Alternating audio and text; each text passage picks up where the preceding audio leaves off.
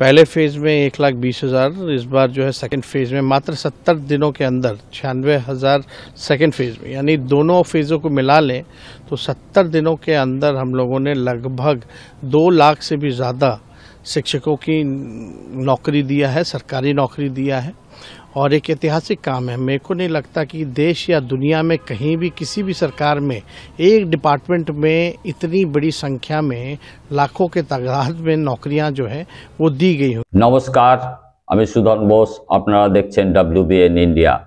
তেজস্বী যাদব উপমুখ্যমন্ত্রী বিহারের, তিনি কি ঘোষণা করলেন? 70 দিনের মধ্যেই তিনি 1,20,000 এবং পরে 96,000 যে অস্থায়ী শিক্ষক কর্মীকে তারা স্থায়ীকরণ করেছে। সাংঘাতিক ব্যাপার যে একসঙ্গে এতগুলো, এটা তো সত্যি কথাই, একটা সেক্টরে একটা ডিভিশনে এতগুলো চাকরি মানে একসঙ্গে স্থায়ীকরণ এর আগে কোনো রাজ্য করতে পেরেছে কিনা জানা নেই। কিন্তু আমরা এতকাল কি শুনে এসেছি, বিহার নাকি সবচেয়ে বেশি পিছিয়ে, বাংলা অনেক এগিয়ে, বাংলা নাকি অনেক এগিয়ে, কিন্তু আজকে সেটা ভুল প্রমাণিত হয়েছে। আমরা দেখলাম এই ক্ষেত্রে বিহার অনেকটা মানবিক হয়ে এবং দায়িত্ব নিয়ে শিক্ষকদের স্থায়ীকরণ করেছে। কিন্তু আমাদের রাজ্যে কি চলছে? আমাদের রাজ্যে SLST যারা চাকরি প্রার্থী তারা 1036 দিন, আবার প্রাইমারি তারা 500 দিন ধরে রাস্তায় গড়াগড়ি খাচ্ছে। কিন্তু আমাদের সরকার সেখানে কি করছে দেখুন। আজকে তাদের প্রতিবাদের রূপ কি দাঁড়িয়েছে, তাদের উপায় নেই, আপনারা খালি একটু চোখে দেখুন। এই কালি আজকের সমসালী শিক্ষা দপ্তরকে কলঙ্কিত করা হয়েছে, যার শিকার হয়েছে আজকের আমরা। আজকে প্রমাণিত হয়েছে শিক্ষা দপ্তর কলঙ্কিত, একের পর এক জেলে রয়েছে। তারপরেও মুখ্যমন্ত্রী ওনার প্রতিশ্রুতি বা নিজেকে কোনো দায়বদ্ধতা আমাদের প্রতি দেখাচ্ছেন না। বাংলা আজকের বিহার যেখানে অস্থায়ী কর্মীদের নিয়োগ করেছে, পার্মানেন্ট করে দিয়েছে। আজকের আমরা যোগ্য, পরীক্ষায় উত্তীর্ণ, তারপরেও আমাদের নিয়োগের কোনো সম্ভাবনা আমরা দেখতে পাচ্ছি না। আপনারা মনে হচ্ছেন এটা আমাদের নয়, এই কালি বাংলার কালি, এই কালি শিক্ষার কালি, এই কালি দুর্নীতিবাজদের কালি, এইটা একটা প্রতীকী। এবং আপনি যেটা বলেন পার্শ্ববর্তীদের সদিচ্ছা আছে, আজকে যদি আমাদের রাজ্য সরকার তথা মুখ্যমন্ত্রী, শিক্ষামন্ত্রী সদিচ্ছা থাকে, এত কোনো ব্যাপারই না। বিকজ দুর্নীতিটা হয়েছে সরকারি প্রতিষ্ঠানে, অর্গানাইজড ক্রিমিনালরা দুর্নীতিটা করেছে, সেইটা রিভিল করে দিলে হয়। প্রত্যেকে টেবিলে বসে এটা মিটিয়ে ফেলে কোনো বিষয় না আমাদের নিয়োগটা। কিন্তু কোন উদ্দেশ্য কারণে আমরা জানি না।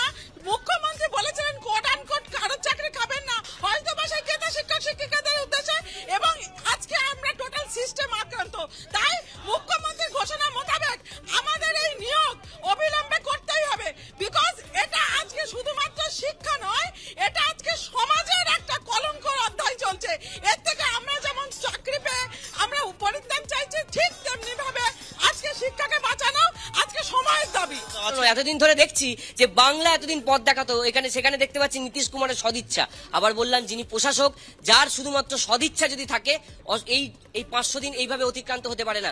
আমরা জানতে চাই, একটা সরকারের কর্মসংস্থান প্রদান হওয়া উচিত, বেকারত্ব দূরীকরণ করা উচিত। কিন্তু ইডি সিবিআই শুধুমাত্র টম এন্ড জেরির মতো শুধু ধরপাকড় করে যাচ্ছে, কিন্তু সেই ইঁদুরকে ধরা যাচ্ছে না। শুনলেন, এখানে কলকাতা শহরের মধ্যে যে আন্দোলনকারীরা চাকরির জন্য এত দিনের পর দিন তাদের সময় নষ্ট করছেন, শুধু তাই নয়, তারা ওইখানেই জীবনযাপন করছেন। তারা কি কষ্টে আছেন, তাদের দাবিটা কোথায়? কেন মাননীয় মুখ্যমন্ত্রী তাদের এই দাবিটা মানছেন না, সেটাই তারা দাবি করছেন, তাদের ন্যায্য অধিকার দাবি করছেন। কারণ যত দিন যাচ্ছে ধৈর্যের বাঁধ ভাঙছে, তার জন্যই আন্দোলনের গতি প্রকৃতিও মানে অন্যরকম হচ্ছে। দেখতে পাচ্ছেন যে তারা কালি মেখে ঘুরছে, নিজেদের চাবুক নিজেরা মারছে। অদ্ভুত, মানে এই আন্দোলন এর আগে আমরা কোনোদিন দেখিনি, এরকম আন্দোলন কোনোদিন দেখা যায়নি।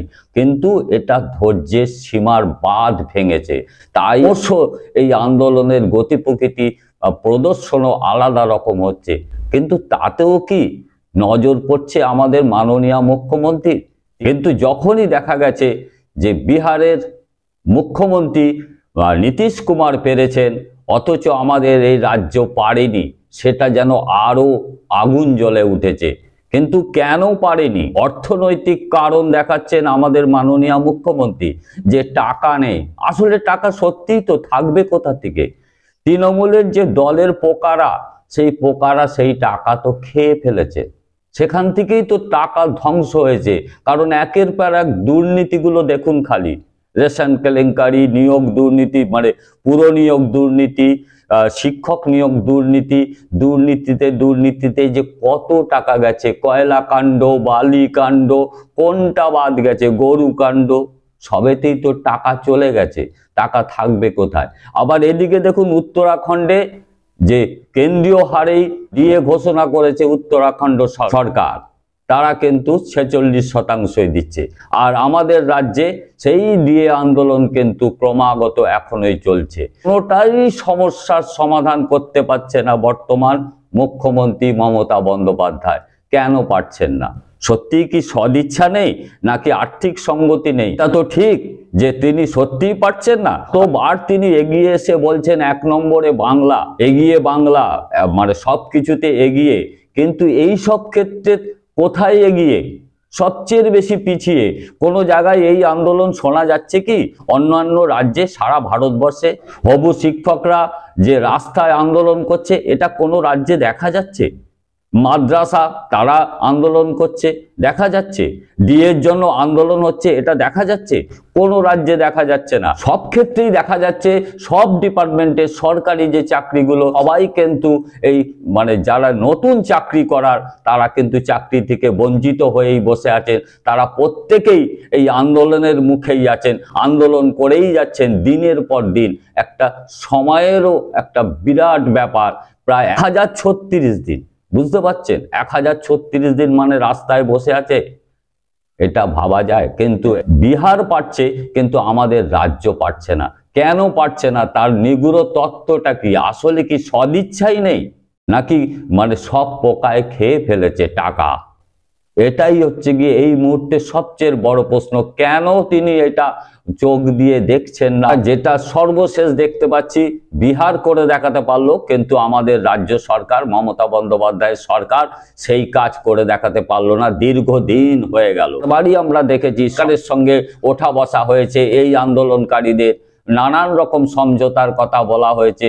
এই আন্দোলনের মধ্যেই আমরা দেখেছিলাম কুণাল ঘোষ এসেছিলেন, তৃণমূলের মুখপাত্র, মধ্যস্থতা করার জন্য এই চাকরি প্রার্থী এবং শিক্ষামন্ত্রী ব্রাত্য বসুর সঙ্গে। পরবর্তীকালে আমরা দেখেছিলাম বসেছে, কিন্তু শেষকালে তার কোনো ফল কিন্তু কিছু বেরোয়নি। একটাই কথা, ওটা রাজনৈতিক একটা পদক্ষেপ ছিল বলেই আমাদের ধারণা, কোনো রকমের ধামা চাপা দেওয়ারই একটা ব্যবস্থা। কারণ পরবর্তীকালে এটাই বলা হয়েছে যে এটা মামলায় আটকে আছে, আমরা কিছু করতে পারছি না। সেটাই কিন্তু বলা হয়েছে যে মামলায় করেই বিরোধীরা আটকে রেখেছে, এটা তাদের ওপর ছেড়ে দিয়েই আপাতত নিষ্কৃতি নিয়েছে তৃণমূলের মুখপাত্ররা। তো এই মুহূর্তে অন্ততপক্ষে এটা তো ঠিক যে এই মুহূর্তে বিহার অনেকটাই এগিয়ে বাংলার থেকে। আপনাদের কি মনে হয় যে বাংলা এগিয়ে না বিহার এগিয়ে? সেটা আপনারা আপনাদের মতামত দিয়ে জানান। অবশ্যই দেখা হবে অন্য কোনো প্রতিবেদনে। নমস্কার।